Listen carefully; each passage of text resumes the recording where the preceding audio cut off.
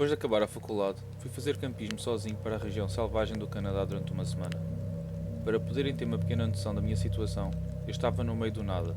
A cidade mais perto de mim ficava a uma distância de 3 horas de autocarro e eu durante 7 dias inteiros vi apenas uma pessoa e foi ao longe a remar numa canoa. Eu levei algumas câmaras descartáveis, visto que isto foi antes das câmaras digitais estarem à venda em todo o lado. Tirei imensas fotografias. Quando cheguei a casa, fui mandar revelá-las e mais tarde vi-as. As imagens eram as típicas fotografias da natureza, até chegar mais ou menos a meio da minha primeira câmara. Haviam 2 fotografias minhas a dormir no meu saco de cama dentro da minha tenda. Eu literalmente passei-me de tão assustado que fiquei ao ver aquelas imagens que tive um colapso psicológico. Até este dia, não faço ideia de como essas fotografias foram tiradas. Desde então, nunca mais fui acampar e durmo com a minha porta do quarto sempre aberta. E ainda tenho a sensação de paranoia de quem quer que tenha tirado aquelas fotografias ainda me observem quando estou a dormir.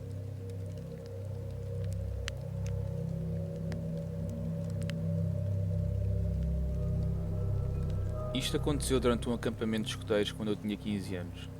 O meu amigo que ia partilhar a tenda comigo cancelou à última da hora, o que significou que eu tinha de montar e dormir sozinho na tenda. O sol já estava a pôr e depois de um longo dia de caminhada voltámos para o acampamento para então prepararmos as tendas. Já estava bastante escuro por esta altura e eu ainda estava a tentar montar a tenda. Não era assim tão fácil montá-la sozinho. Finalmente, alguém veio ter comigo e acabou por me ajudar. E depois então fomos jantar. Depois de jantar, houve as típicas histórias de terror à volta da fogueira. Depois deste típico clichê, fomos todos dormir. Eu agora até estava bastante contente por ter a minha própria tenda, pois estava sozinho com imenso espaço só para mim. Eu adormeci rapidamente, mas acordei à meia da noite com o barulho de alguém a andar à volta da minha tenda. Eu imediatamente assumi que fosse outro escoteiro que se tinha levantado para ir urinar ou algo do género. Pode estar a pensar que as nossas tendas estavam todas montadas perto umas das outras, mas a verdade é que os nossos mestres escoteiros nos obrigaram a montar as tendas afastadas. Por isso, eu estava bastante afastado da tenda mais próxima. O barulho dos passos parecia andar em círculos à volta da minha tenda, como se alguém se estivesse a tentar meter comigo. Eu perguntei quem era, mas em resposta, os passos foram-se embora para o meio do bosque. Pensei em sair da tenda e seguir quem quer que fosse, mas depois pensei que não valia a pena e simplesmente tentei voltar a adormecer, mas depois disto era bastante complicado. Pouco depois, voltei a ouvir os passos em direção da minha tenda e voltaram a andar em círculos à minha volta. Agora irritaram-me. Levantei-me e abri o fecho da tenda, esperando ver outro escoteiro qualquer que estava a gozar comigo assim, mas quando confrontei a pessoa, este era um homem com provavelmente 2 metros de altura nos seus 30. O meu coração estava a correr e eu nem consegui ganhar coragem para gritar. O homem deu-me um sorriso bastante arrepiante e pôs o seu dedo nos seus lábios enquanto fazia shhh, para eu não fazer barulho. Eu virei-me rapidamente ao contrário e corri o mais depressa possível na direção dos meus mestres escoteiros, enquanto gritava como um bebê. Antes sequer de chegar à tenda deles, já eles estavam a sair cá para fora e contei-lhes sobre o homem que tinha acabado de ver. Eles e os outros mestres escoteiros pegaram numas caçadeiras e foram até à minha tenda. Mas não encontraram o homem. Contudo, conseguiram ver as pegadas que o homem deixou ao andar à volta da minha tenda. Depois disto, disseram-nos a todos para pormos as nossas tendas mais juntas, literalmente em cima umas das outras. A viagem foi cortada no dia seguinte e fomos todos para casa. Nunca mais fui, nem vou acampar outra vez.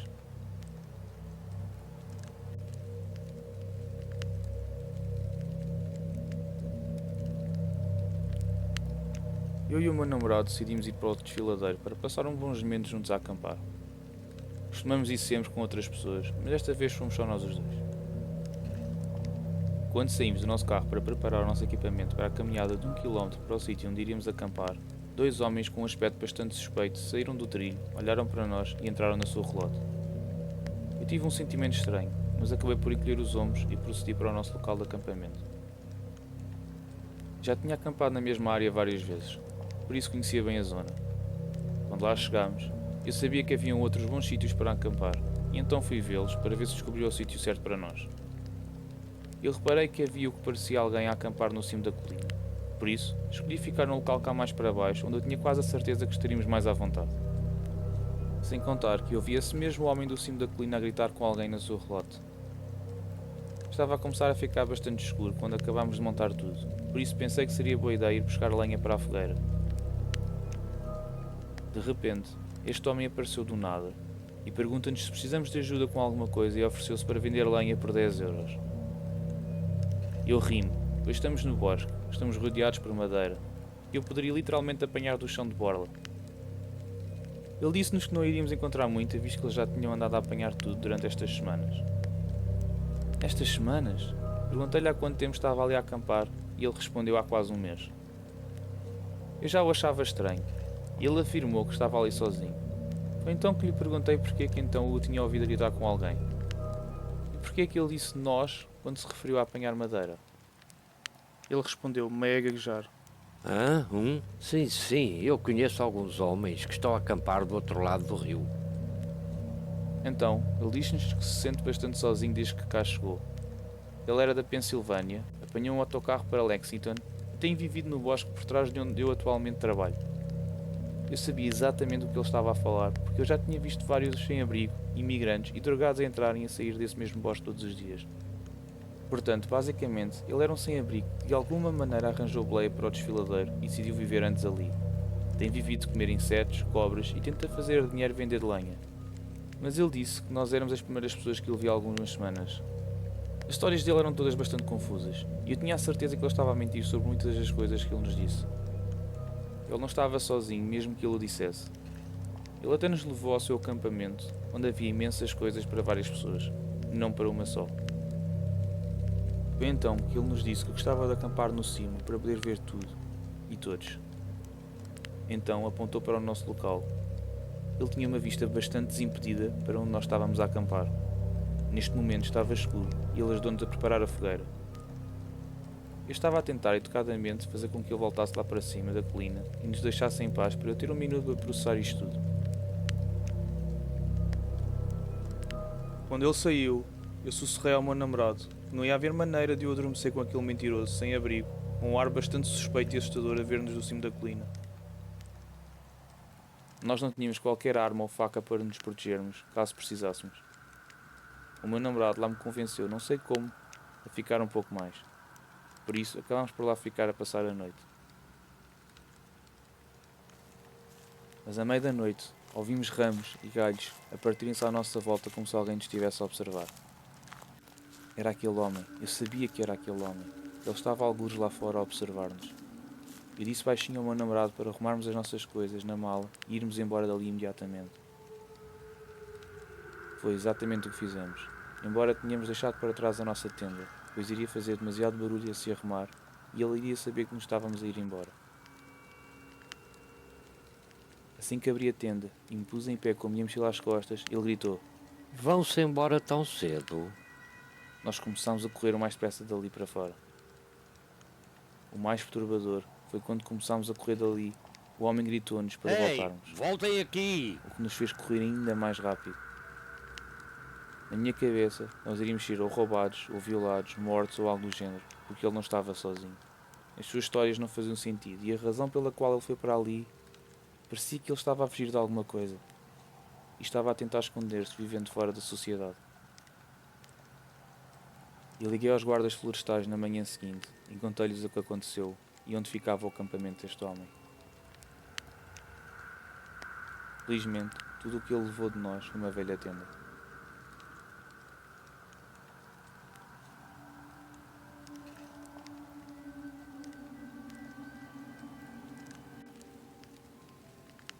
Eu e os meus 3 amigos mais próximos fomos acampar perto de um rio no verão passado. Fizemos uma caminhada bastante longa para a parte mais funda do bosque. Mais tarde, durante a noite, fizemos pesca noturna, ouvimos música e bebemos até ao ponto em que tudo era engraçado. Lembro-me que já passava das 2 da manhã quando decidimos que estava na altura de acabar a noite e irmos dormir.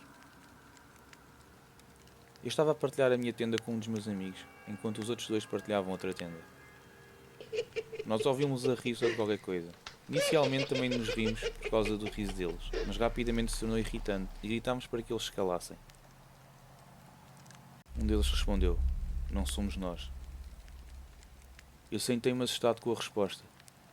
Entretanto, apercebi-me que o riso era apenas de uma pessoa e não parecia o riso de nenhum dos meus amigos. Mesmo no meu estado embriagado, eu apercebi-me o quão estranho era estar ali alguém tão fundo dentro do bosque a estas horas sozinho.